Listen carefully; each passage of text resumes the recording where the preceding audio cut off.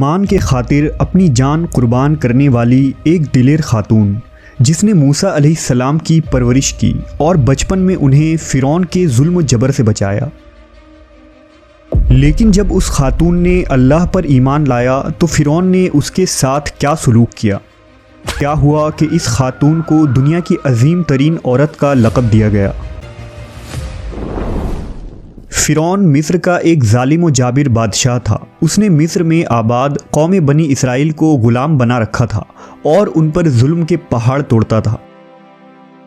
فرعون نہایت ہی مغرور بادشاہ تھا اور خود کو لوگوں کا خدا اور رازق کہلواتا تھا، لیکن کسی میں بھی اتنی جرت نہ تھی کہ فرعون کی مخالفت کر سکے۔ لہٰذا اللہ نے فرعون کے خاتمے کا ارادہ کیا تو بنی اسرائیل میں حضرت موسیٰ علیہ السلام کی پیدائش ہوئی۔ جب موسیٰ علیہ السلام کی پیدائش ہوئی تو ان دنوں فرعون نے اپنے سپاہیوں کو یہ حکم دے رکھا تھا کہ بنی اسرائیل میں جو لڑکا بھی پیدا ہو اسے قتل کر دیا جائے۔ لہٰذا اس مصیبت و آفت کے دور میں مجبوراً موسیٰ علیہ السلام کی والدہ نے آپ کو ایک صندوق میں رکھ کر صندوق کو مضبوطی سے بند کر دیا اور اسے دریائے نیل میں ڈال دیا۔ دریا سے نکل کر ایک نہر فرعون کے محل کے نیچے بہتی تھی۔ اللہ کی قدرت یہ ہوئی کہ یہ صندوق دریائے نیل سے بہتے ہوئے اس نہر میں چلا گیا۔ اس وقت نہر کے کنارے فرعون کی بیوی آسیہ بنت مزاحم بیٹھ کر نہر کا نظارہ کر رہی تھی۔ آسیہ ایک خوبصورت اور نیک دل خاتون تھی اور وہ کسی بیماری سے شدید تکلیف میں تھی۔ فرعون نے اس کا بہت کچھ علاج کرایا تھا مگر وہ ناکام رہا۔ کہتے ہیں کہ کاہنوں نے اسے بتایا تھا کہ اے فرعون، ہم پیشن گوئی کرتے ہیں کہ اس دریا میں سے ایک آدمی تیرے محل میں داخل ہوگا۔ اگر اس کے منہ کی رال اس بیمار خاتون کے جسم پر ملی جائے گی تو اسے شفا ہو جائے گا۔ چنانچہ جب نہر میں بہتے اس صندوق پر آسیہ کی نظر پڑی تو اس نے ملازمین کو اسے نکالنے کا حکم دیا۔ جب اس صندوق کو پانی سے نکالا گیا اور اسے کھولا گیا اور ملکہ نے اس بچے کو دیکھا تو اسے یوں محسوس ہوا کہ ایک بجلی سی چمکی ہے جس نے اس کے دل کو منور کر دیا ہے۔ آسیہ کے دل میں اس بچے کی محبت نے گھر بنا لیا۔ اس بچے کا لعب دہن جیسے ہی ان کے ہاتھوں پر پڑا تو انہیں شفا ہو گئی۔ فرعون کی بیوی آسیہ کی بدن سے کوئی لڑکا نہ تھا اور وہ بے اولاد تھی، لہٰذا اس پاک دل خاتون کی ممتا جاگ اٹھی اور اس نے موسیٰ علیہ السلام کو گود لے لی۔ اس طرح اللہ کی قدرت سے موسیٰ علیہ السلام کی پرورش اسی فرعون کے محل میں ہوئی جس نے آپ علیہ السلام کے ہاتھوں سے ہلاک ہونا تھا۔ دراصل لفظ فرعون اس دور میں مصر کے بادشاہ کا لقب ہوا کرتا تھا۔ موسیٰ علیہ السلام کے قصے کے سلسلے میں دو فرعونوں کا ذکر آتا ہے، ایک وہ جس کے زمانے میں آپ پیدا ہوئے اور جس کے گھر میں آپ نے پرورش پائی، اور دوسرا وہ جس کے پاس آپ ایمان کی دعوت اور بنی اسرائیل کی آزادی کا مطالبہ لے کر گئے اور جو سمندر میں غرق ہو گیا۔ لہٰذا بی بی آسیہ کا خاوند جس نے موسیٰ علیہ السلام کو اپنے محل میں رکھا، اس فرعون کا نام رامسس ثانی بتایا جاتا ہے۔ دراصل بی بی آسیہ ریان بن ولید کی پوتی تھی۔ ریان بن ولید وہی بادشاہ تھا جو یوسف علیہ السلام کے دور میں عزیز مصر تھا اور اس نے حضرت یوسف پر ایمان بھی لایا تھا۔ جب مصر پر قبطی خاندان کی حکومت آئی تو فرعون نے اپنی طاقت کے زور پر بی بی آسیہ سے شادی کر لی اور انہیں دھمکی دی کہ اگر انہوں نے شادی سے انکار کیا تو ان کے والدین کو قتل کر دیا جائے گا۔ لیکن شادی کے بعد بھی اللہ نے حضرت آسیہ کو فرعون کے شر سے محفوظ رکھا اور وہ آپ پر قادر نہ ہو سکا۔ مورخین لکھتے ہیں کہ اللہ نے فرعون کو نامرد بنا دیا تھا، اور بعض نے لکھا کہ فرعون کو ایسی بیماری تھی کہ طبیبوں نے اسے ساری عمر صحبت کرنے سے منع کر دیا تھا، لہٰذا فرعون کبھی بھی حضرت آسیہ کے قریب نہ جا سکا۔ یہ بھی اللہ کی ایک حکمت تھی تاکہ بی بی آسیہ فرعون کے ناپاک جسم سے محفوظ رہ سکے۔ بہرحال حضرت موسیٰ کی پرورش فرعون کے محل میں کسی شاہی فرد یا شہزادے کے مانند ہوئی۔ ہر طرح کے آرام و آرائش آپ کے لیے دستیاب تھے، لیکن قبطیوں کے درمیان زندگی گزارنے کے باوجود موسیٰ علیہ السلام فطری طور پر ان سے مختلف کردار کے مالک تھے۔ حضرت موسیٰ فرعون کے غرور و تکبر اور خدائی کے دعووں کو ناپسند کیا کرتے تھے اور ہمیشہ توحید کے متعلق واضح بات کیا کرتے، جو فرعون اور اس کے درباریوں کو ناگوار گزرتی تھی۔ بہت جلد وہ وقت بھی آ گیا جب اللہ نے حضرت موسیٰ علیہ السلام کو نبوت عطا کی اور آپ فرعون کے دربار میں اسلام کی دعوت لے کر تشریف لائے۔ اس وقت فرعون کے مطالبے پر جادوگروں اور موسیٰ علیہ السلام کے درمیان سحر کا مقابلہ ہوا، جس میں حضرت موسیٰ کی عصا حقیقی سانپ میں تبدیل ہو گئی اور جادوگروں پر حق واضح ہو گیا کہ یہ اللہ کے سچے رسول ہیں جنہیں ہماری ہدایت کے لیے بھیجا گیا ہے، جبکہ فرعون اپنے انا اور غرور پر قائم رہا اور موسیٰ علیہ السلام کے دعوت کا انکار کر دیا۔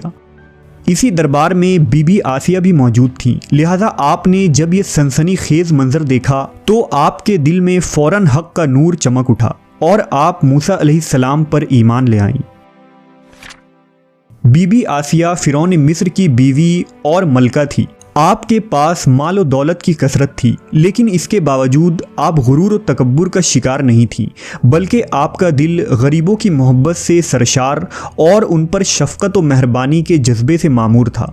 آپ دل کھول کر ان پر صدقہ و خیرات کیا کرتیں، اسی وجہ سے آپ کو ام المساکین یعنی مسکینوں کی ماں بھی کہا جاتا ہے۔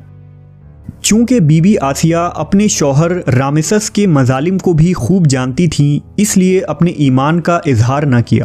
آپ چھپ چھپا کر ایک اللہ کی عبادت کیا کرتیں اور اللہ سے یہ دعا کرتیں کہ اے اللہ، مجھے فرعون اور اس کے عمل سے نجات دے، میں اس کے کفریہ حرکتوں سے بیزار ہوں۔ حضرت آسیہ خفیہ طور پر موسیٰ علیہ السلام کے خدا کی عبادت کرتیں اور دعا و استغفار میں مشغول رہتیں، یہاں تک کہ فرعون کو ایک دن آپ کے ایمان لانے کی خبر ہو گئی۔ اس نے ایک روز اپنے درباریوں سے کہا، کیا تم لوگوں کو میری بیوی کی کچھ خبر ہے؟ تم لوگ اس کے متعلق کیا جانتے ہو؟ سب نے بی بی آسیہ کی بڑی تعریف کی اور ان کی بھلائیاں بیان کی۔ فرعون نے کہا، کیا تم لوگوں کو نہیں معلوم وہ میرے سوا دوسرے خدا کو مانتی ہے؟ لہذا فرعون نے حضرت آسیہ کو دربار میں بلایا اور ان سے دریافت کیا کہ تو کسے اپنا معبود مانتی ہے؟ حضرت آسیہ نے دلیری اور جذبہ ایمانی سے جواب دیا کہ میں موسیٰ کے رب پر ایمان رکھتی ہوں، جو میرا، تیرا اور ہم سب کا خدا ہے۔ فرعون اس بے باک جواب پر غضبناک ہو گیا اور بہت جلد پورے شہر میں اس بات کی شہرت ہو گئی کہ فرعون کی بیوی اور ملکہ نے فرعونی طور طریقے کو ٹھکراتے ہوئے دین موسیٰ قبول کر لیا ہے۔ پہلے تو فرعون نے بی بی آسیہ کو سمجھا بجھا کر، ترغیب دلا کر اور ڈرا دھمکا کر موسیٰ علیہ السلام کے دین کو چھوڑنے کو کہا، لیکن جب اس نے حضرت آسیہ کے چٹان جیسے مضبوط ایمان اور جذبے کو دیکھا تو اس نے ظلم و بربریت سے کام لینے کی ٹھان لی۔ فرعون نے اپنے اہلکاروں کو حکم دیا کہ آسیہ کو تپتے ہوئے ریگستان کی دھوپ میں لٹا دیا جائے، لہذا آپ کو شدید گرمی میں ریت کے تپتے میدان میں چھوڑ دیا گیا۔